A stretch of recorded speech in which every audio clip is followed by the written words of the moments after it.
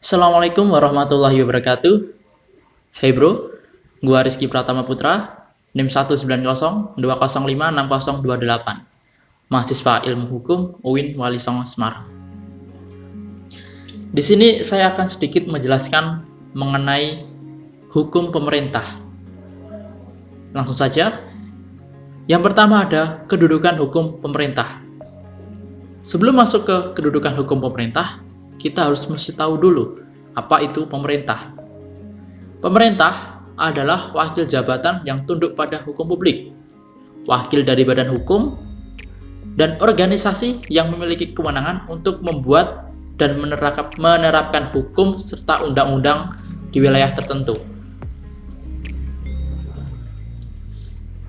Langsung, yaitu kedudukan hukum pemerintah.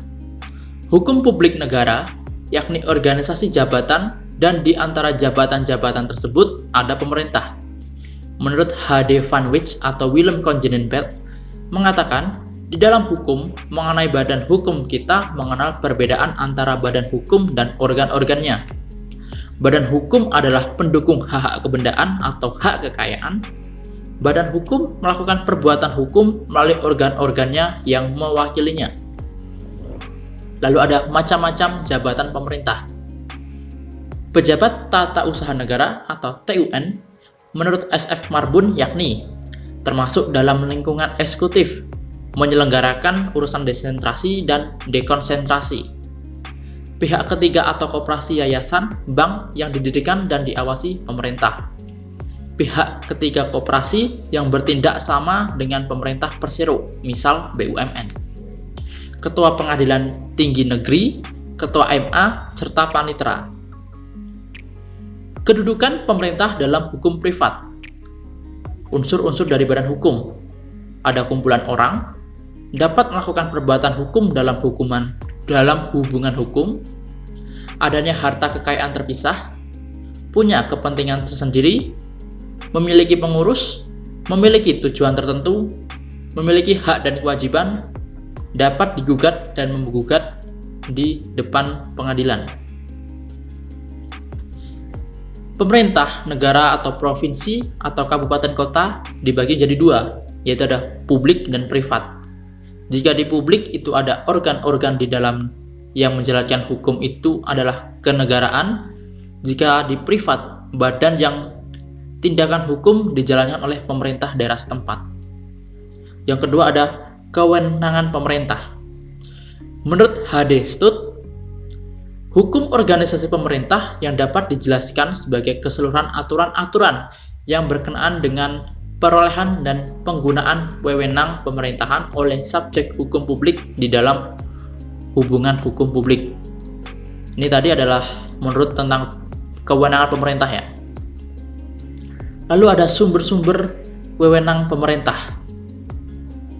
Berasal dari peraturan perundang-undangan, dibagi jadi tiga, yaitu ada pertama atribusi, yaitu pemberian wewenang pemerintahan oleh pembuat undang-undang kepada organ pemerintahan. Ada delegasi, yaitu pelimpahan wewenang pemerintahan dari satu organ kepada organ pemerintah lainnya. Yang terakhir ada mandat, yaitu terjadi ketika organ pemerintahan mengizinkan kewenangannya dijalankan oleh organ lain atas namanya. Yang ketiga ada tindakan pemerintah. Ini bagian yang terakhir ya, tindakan pemerintah. 1. Pengertian tindakan pemerintah. Menurut R.J. H.M. Hutsman mengatakan, tindakan yang berdasar sifatnya dapat menimbulkan akibat hukum tertentu atau tindakan yang dimaksud untuk menciptakan hak dan kewajiban. Unsur-unsur tindakan hukum pemerintah, yaitu dilakukan oleh aparat pemerintahan sebagai penguasa, dilakukan oleh dan atau untuk menjalankan fungsi pemerintahan sebagai sarana untuk menimbulkan akibat hukum bidang HAM, dan dilakukan dalam rangka pemeliharaan kepentingan negara dan rakyat. Macam-macam tindakan pemerintah. Ada publik, yaitu merupakan kehendak satu pihak, yaitu pemerintah, adanya perjanjian menurut hukum publik. kedua belah pihak pemerintah dan atau yang lainnya. Itu tadi yang publik. Sekarang bagian yang privat, yaitu administrasi negara dalam menjalankan tugas tidak dapat menggunakan privat. Ada lagi, administrasi dalam menjalankan tugas dapat menggunakan privat. Karakteristik hukum pemerintah, yaitu berdasarkan peraturan perundang-undangan, asas legalitas, perbuatan hukum publik bersifat sepihak, kewenangannya diberikan organ pemerintahan tertentu.